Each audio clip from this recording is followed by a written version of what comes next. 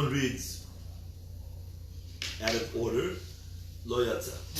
And then it says in the Mishnah that if you read and you made a mistake, you go back to the place where you made a mistake because you can't read it out of order. Rabbi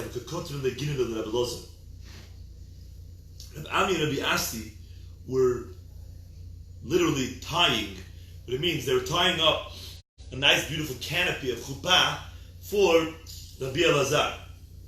So because he was getting married. Now this is not Rabbi Elazar the Tana, this is Rabbi Elazar from Eretz Yisrael. That's why he was called Rabbi and not Rav. He's an Amorah. Okay, this is an Amorah, not a Tana. Tana was from the this is Rabbi Elazar in the Tanaim. This is not him. This is Rabbi Elazar the Amorah.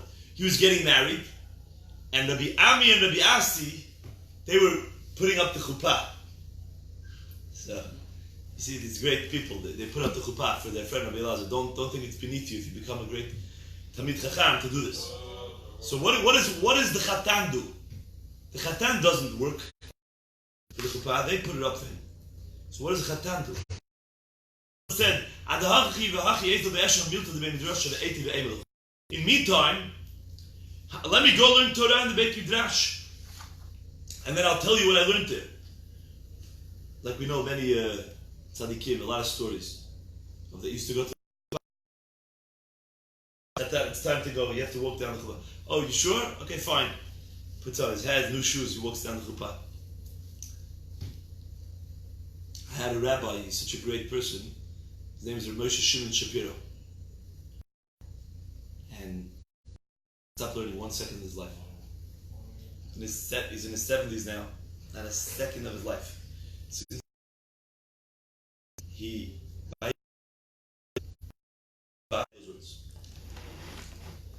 if a person made a mistake, he skipped something, he doesn't know where, so he goes back to the beginning of that portion. If he made a mistake in the middle of the paragraph, but he doesn't know where, he goes back to the beginning of that whole paragraph. If he knows that he finished one paragraph, but he doesn't know which one he's up to, okay, he doesn't know if he's in between Shema to Vayomer. Yachzor the Perek Rishon. Goes back. V'hayem Shema. He said the pasuk Taman Yilu Yimechem, which is the last pasuk in the second parasha. Sarchei Nakat Va'ati. You could assume that he went along with his normal way, and he said parasha. Okay? Because the way Rashi learns, at least, the Rashba argues to mean that everybody knows the last parasha. Everybody's an expert. So therefore, if you already said you could assume that you knew that you finished off the end just perfectly. Whatever you said came out right. Is it air conditioning on? So Rabbi Elazar and Rabbi Ami, when Rabbi Elazar came to Rabbi Ami and Rabbi Asi and he told them this, they said to him, if we would have come to your wedding just to hear this Torah, that would have been enough. We get such a great piece of Torah over here. Thank you so much. Okay, now let's start the Mishnah. It's not a hard piece. This is a very nice new Mishnah. So you could start new right over here. It's a very nice, not difficult Gemara. Ha'unim, the craftsmen, the workers that work on the top of a tree, Korin or on top of a wall, they're building a wall, that you're going to fall. Because if you really put your concentration on top of the wall, you're going to fall. So therefore, what are you going to do? You're not going to concentrate. You're going to just be holding on to the wall and saying it very quickly. So that's not tefillah. That's not a Shemona Esrei. So calm down. That's what the Mishnah says. Shema Laila Rishona ad Motzei Shabbat. He is also patur from Kriyat Shema from the first night. He used to get married on Wednesday night, Thursday night, Friday night, and Motzei Shabbat. Ad Motzei Shabbat. In lo asa ma'aseh. If he had not yet done the action of Biyah. Because he's used to his wife and he doesn't have that worry anymore. Rabbi Gamliel got married and the first night he said Kriyat Shema. His Talmidim told him, didn't you teach us Shechatam Patur Kriyat Shema?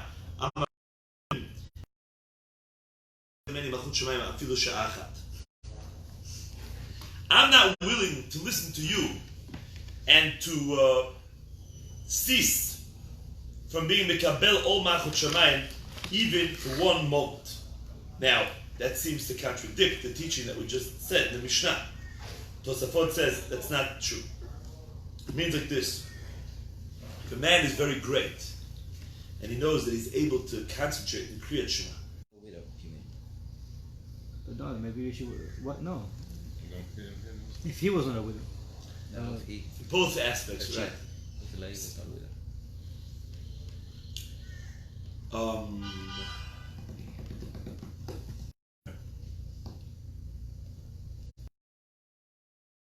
Every chatan says paturi.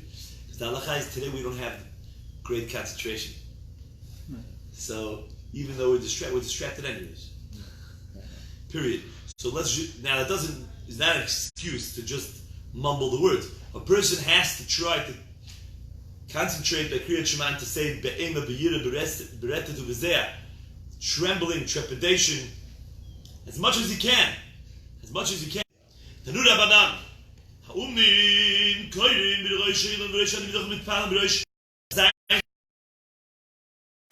Okay, so they could say Kriyat Shema, the workers, on the top of the tree and on top of the wall. That's Kriyat Shema.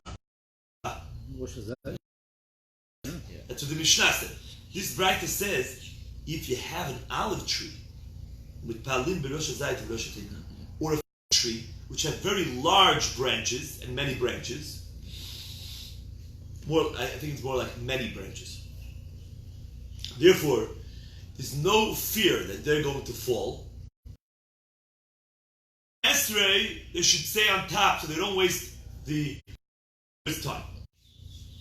5% calm on the fig tree. So if you're an employee, that's enough for Shmona Esrei, because the Chachamim took into account the other guy's money. 95%, you're a little bit nervous, a drop nervous, you're. But the Balabayit, whose money are you losing? Your own money? How much concentration could you have? 95%? That's not enough.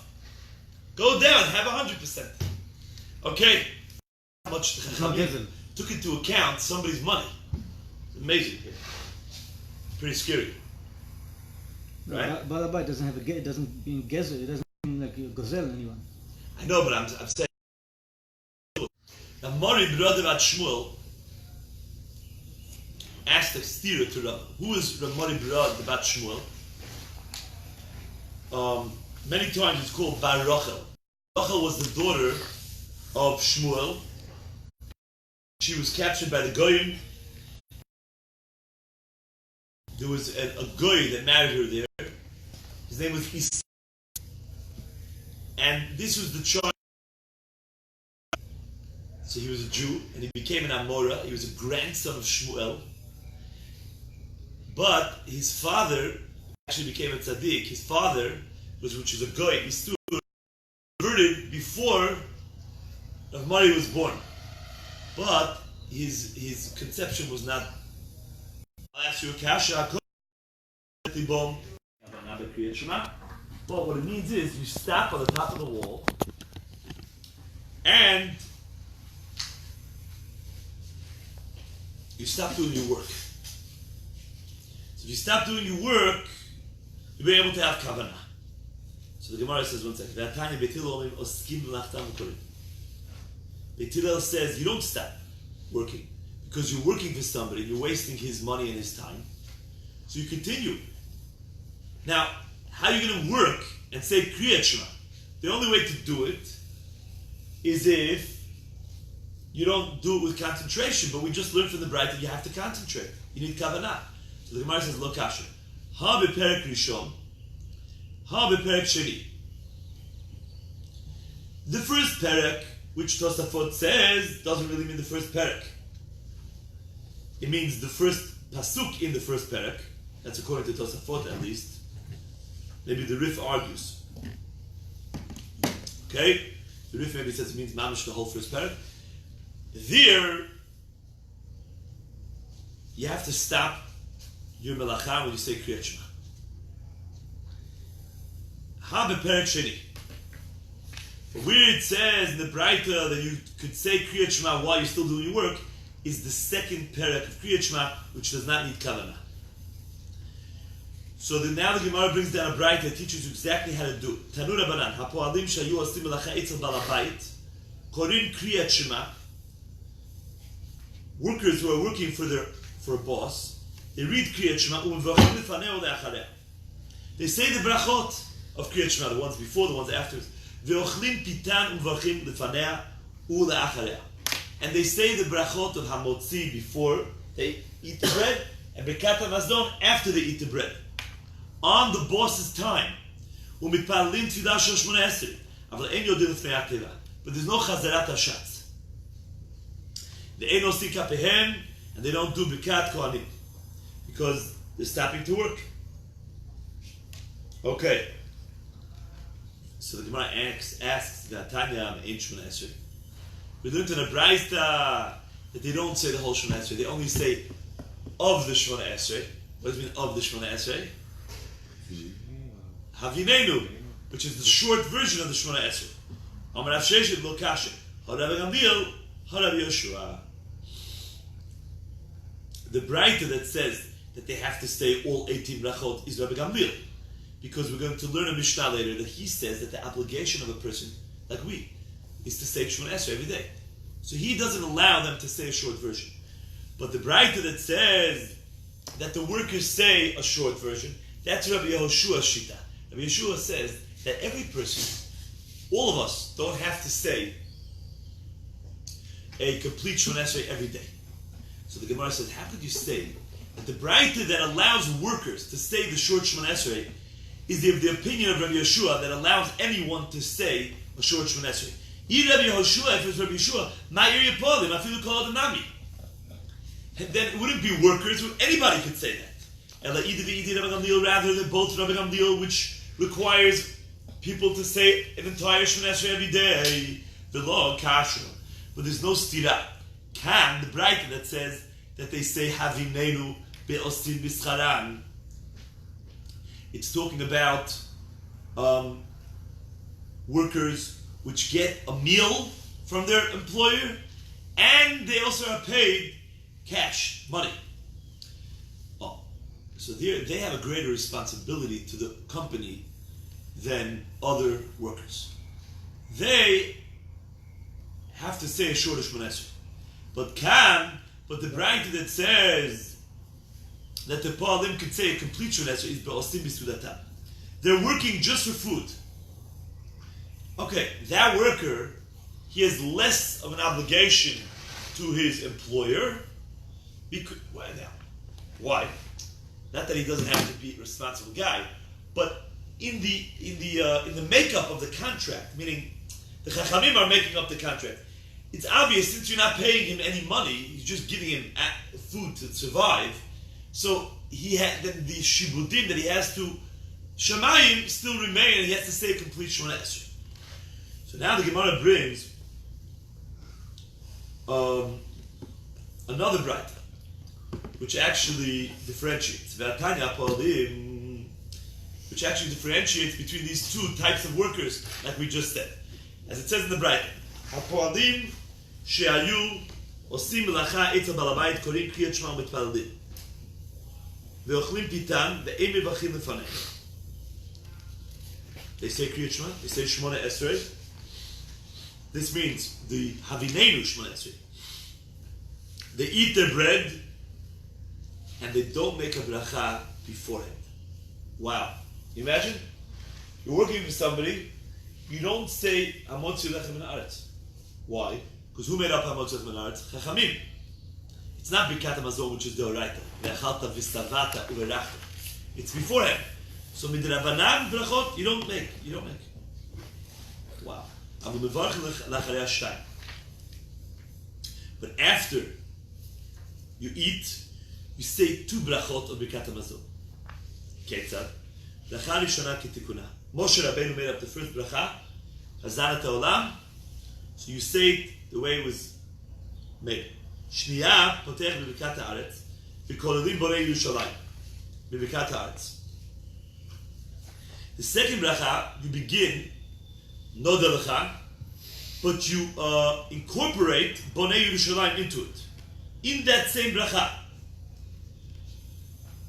Okay? And you end off Birkat ha'aretz. You end off Ala Aretz v'Amazon. But inside the Noda Lecha, you add words which speak about remembering and having mercy, Rachem, and all that of Bnei Yerushalayim, but you consolidate it.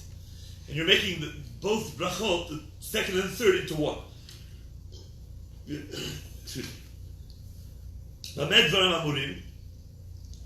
When are these words said? Be'osim b'scharam. Says the Braita. When you make money besides the meal, then you have a very great responsibility. Aval osim b'sudatan. Or shaya balabayit ne'sev imahen. But if you're only gaining a meal, or the balabayit is eating with you, even in the first case, where he's paying you, but if he's eating a meal with you, if the boss has a little lunch with you, then he's being mochel. At that moment, if he wants to eat with you, so he forgoes. That's where the Ritva explains. Then, mevachim kitikuna, then you have to say Birkat HaMazon proper. So here we have it in a Braita which differentiates the responsibilities of a paid worker or a worker who's just paid, not wages, but just a meal. Okay, now the Gemara goes back to the Chatan Patur B'Kriyat Shema. Tanu Rabbanan. The Rabbanan taught. This Gemara, Rabotai, we already learned word for word before. A few pages ago. What daf was it on? Daf Yud Aleph. Okay, so now we're going to run through it because we already learned it before. Tanu Rabbanan Meshivtecha Bevetecha. It says that you say Kriyat Shema while you're sitting in your home. Prat, that excludes the Osek B'Mitzvah. If you're involved, not in something just sitting in your home, but actually in something for Hashem, you're patur. Uvelechtecha v'derech. And when you go on your way, prat, that excludes the Chatan.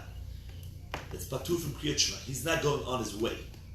Mikan amru hakones et habetula patur. V'et hamana chayav. Amana you chayav because the worry is less resisu. My mashma, where do we see from the lechtecha v'derech that Chatan is patur? Amar Rav Papa ki derech. Because the Torah is saying like this. You know when you say Kriyat Shema? When it's like the way ma derech reshut, avachanam reshut. Going on the way is a reshut, not a mitzvah. Here too a reshut. So the Gemara says, how do you know? Milo askinu deka'azu dvar mitzvah va'afilu hachi am rachman dekri. How do you know? Maybe the pasuk is talking about that a person's going v'lechtecha v'derech to a mitzvah. It encompasses everything. It includes all inclusive. And still the Torah says, you say Kriyat Shema. Whereas it's in case if that was so, le'makra belechet. Let the Torah say, belechet v'derech.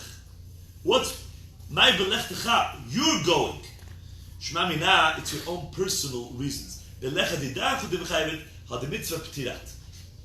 But if it's a mitzvah, it's not for yourself, it's for Hashem, then you're patur.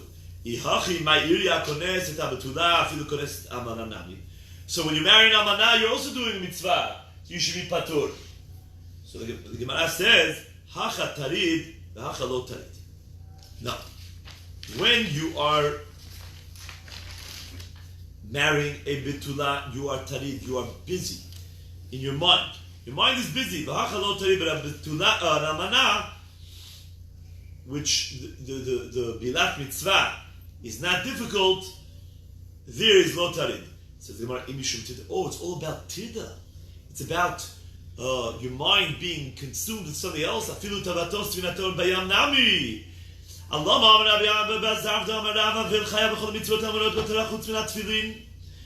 You're telling me that as long as your mind is consumed with something else, then you're patur. So even if your ship was capsized at sea, you should also be patur because your mind is consumed with the pain and the worry. Why did we learn that Rabbi Abba Bazar taught us in the name of Rav? Avel chayav b'chol mitzvot hamonot b'Torah. Chutz min hatfilin, Avel has to do all mitzvot because Yechezkel was commanded by Hashem shalei nemar bahem pe'er, shenemar pe'er chachavosh alecha. Kadosh Baruch Hu told him, you do all the mitzvot that an Avel shouldn't do. Special time, Yechezkel had to do it, even though he was mourning his wife. So Hashem told him, place your glory, your pe'er, on your head, which teaches us that a regular Avel is patur from tefillin on the first day, since it's not proper, it's not appropriate for someone who is so worried and darkened by his pain of losing his loved one on the first day, to put something so glorious on, which is so, the opposite of that. The glory doesn't belong on such a head. Now, everything else, Rabbatai, all other mitzvot, an Avel is chayav, we learn from here. But according to you, why would an Avel be patur from all mitzvot, even from Kriyat Shema, since his mind is consumed with something else, his personal things? Amri hatatir the shut hachatir the mitzvah. The answer is as follows. If you are consumed with worries and pain, push them to the side and work on it and say Kriyat Shema. Concentrate.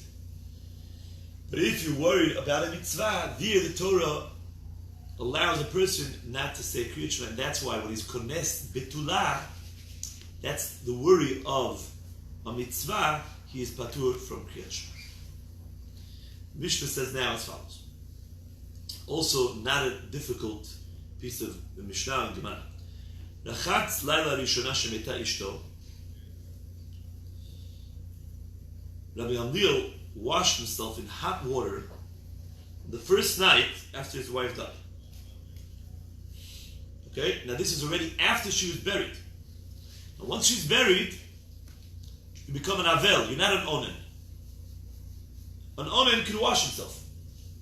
But an Avel cannot. And he went and he took a hot bath. Didn't you teach us that Avel is prohibited to wash himself? I'm not like other people's.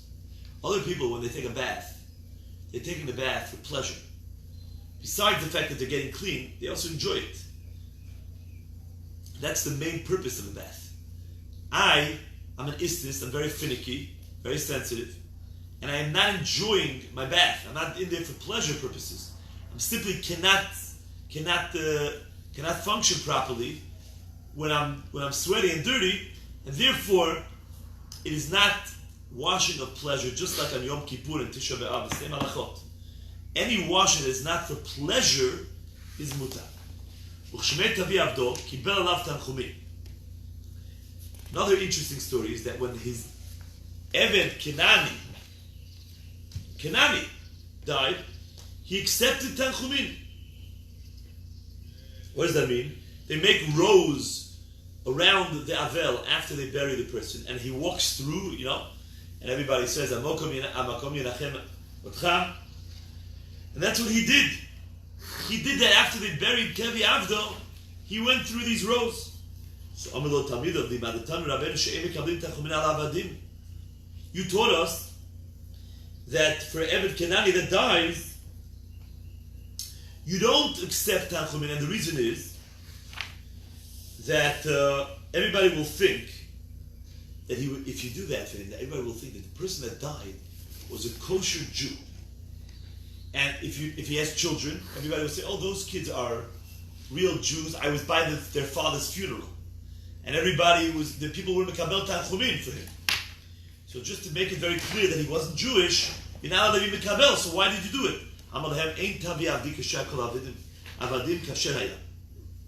He's different than all the other avadim since he was Talmid Chacham. Because of the kavod of his Torah is an exception.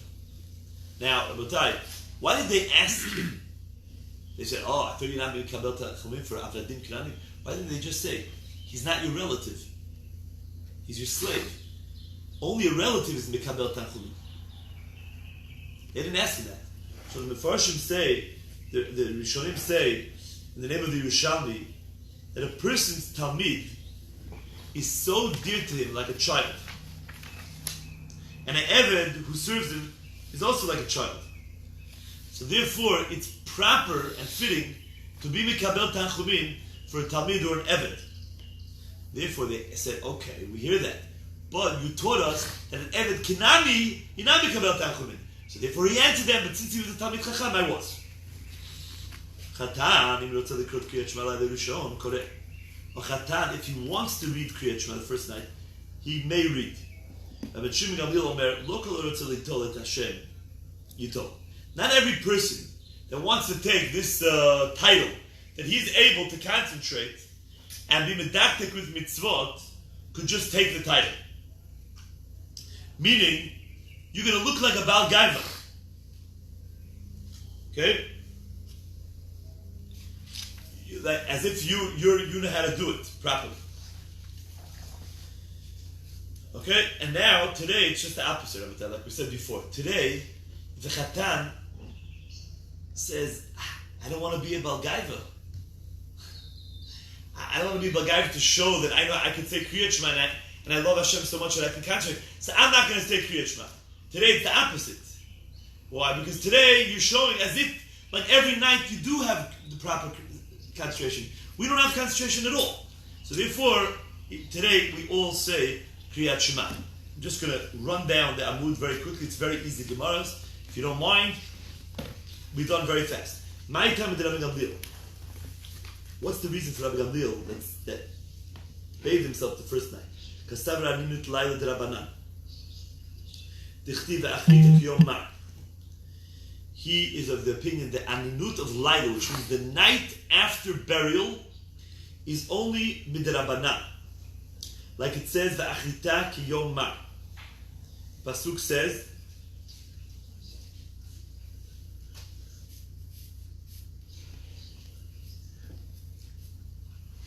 that afterwards,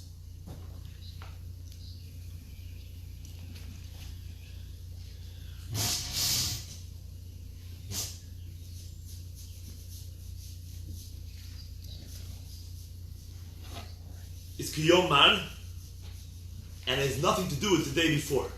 It's separated from the day before. So Rabbi Gamliel says that since that night is separated from the day before, it's only midrabanan, the aninut, and therefore b'mkom istinis lo gozu v'rabban, and b'mkom istinis the Rabbanan did not prohibit it. Now, I might have made a mistake before.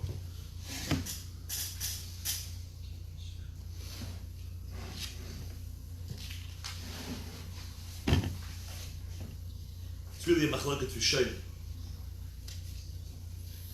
What about on the Aninut Deoraita in the morning? Is that an Isur Deoraita to wash yourself or Isur Derabanan? It's a machloket rishonim. But it's very passable. So that's really Tosfot's question. How does Gemara know that it's because he holds that the night is Derabanan? Maybe he didn't hold it with Derabanan. Maybe he held it with Deoraita, but still the Isur of washing is only Derabanan.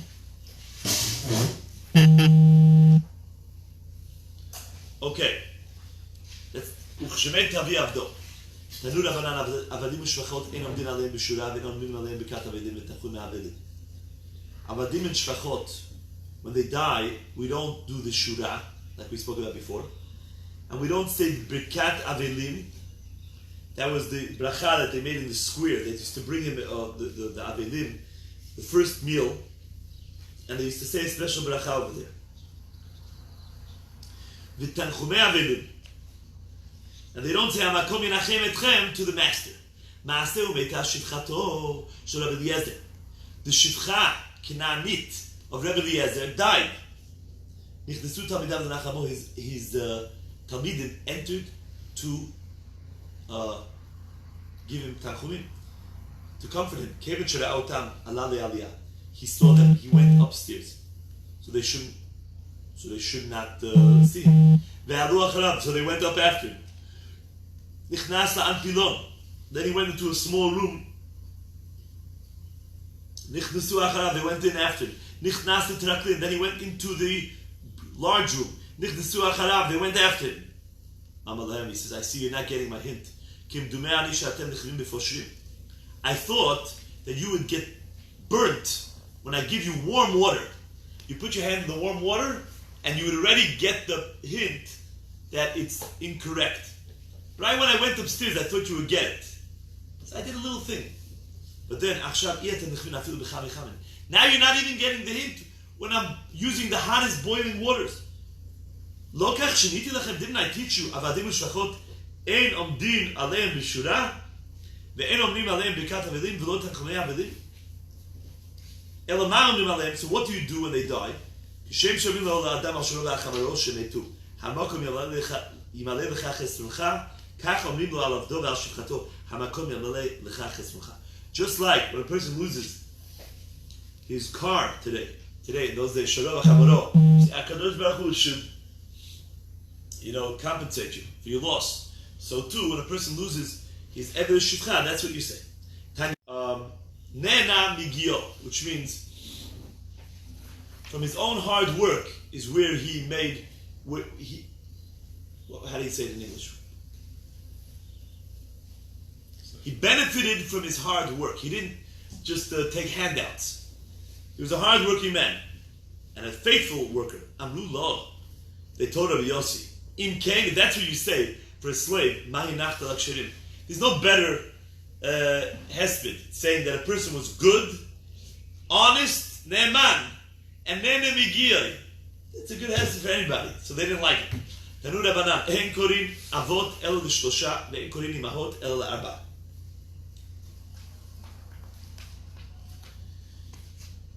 We don't call avot only to 3 people. When we mention something, the avot, who are the avot? 3. Avraham, Yitzhak, Yaakov. Imahot, 4. Sarah, Rivka, Rachel, Leah. Not Yosef, even though Yosef was a little bit of an av, in some ways that his children were Shvatim. Not Reuven, not Shimon. Imahot, not Bilha, not Zilpah. Not Tzipporah. Only these 4. Avot, my tam. I do have a question. We completely new topic. What's the relation now? Now we're starting to talk about avot. Are we gonna find? Is it always like there must be a relation because otherwise they wouldn't bring it up? You're gonna see right now because it has to do with avadim and shvachot. Okay. It has to do with slavery. Yeah. So it's still. Yeah, it's still at the same time. Okay. Avot my time. What's the reason? Why don't you say avot about people? Meaning, my father Reuven. When you say Rasha, right? What do you say about Avraham Avinu? Avraham our father. Let's say you're sitting with your family, and you don't say Reuven our father. You know why? Is it because you don't know if you come from Reuven? You don't know where you come from. Gemara says, so then, how could you say Rachel Imenu? Do you know that you come from Rachel? Maybe you come from Leah, right? Yeah. So therefore, you shouldn't be able to say Imahot about Rachel and Leah.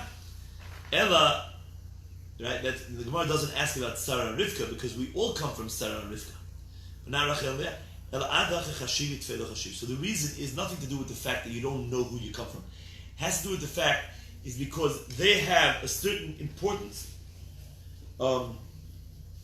that we call them avot. For example, all things that happen to the avot happen to the children. But that stops, and all things that happen to imahot, that stops by Avraham, Yitzchak, and Yaakov, Sarah, Rivka, Rachel, and Leah. Tanya Idach, another brighter said, and here's the connection. Here's the answer to your question. Avadim Shachot en karinotam Abba Plonit Ima Plonit. In the olden days, the way they used to say Mr. and Mrs. in a nice way, you don't just say Jack, you say Mr. this, Mr. Jack. In those days, they said Abba to a man and Ima. Father this, mother that. So it says here, you don't do that to a slave. Okay? Why? Because if you do that to a slave, then people will think that those people that said Abba are the children of those slaves. And they're going to say, oh, you see that guy? That guy, I heard him once, I know who his father was. He said Abba to that slave. He is a slave, don't marry him. You're going to ruin his zichus. But to Rabbi Gamliel, hayu karim otam Abba Plonit Ima Plonit. But Rabbi Gamliel, they used to say Abba Plonit Ima Plonit. So the Gemara says, Ma'aseh Listor. Is the Braita bringing a story which contradicts it? It says don't do it, but Rabbi Gamliel did it. The Gemara says no, Mishum Chashivi. Since the household of Rabbi Gamliel was very, very important, they were princes, nobody would make the mistake to think that the children of Rabbi Gamliel were the children of those slaves, even if they called the slaves. So the children of Rabbi Gamliel were able, the household of Rabbi Gamliel, were able to call Avadim and Shvachot, Abba Plonit and Ima Plonit. We'll stop here. Okay. Chazak Baruch.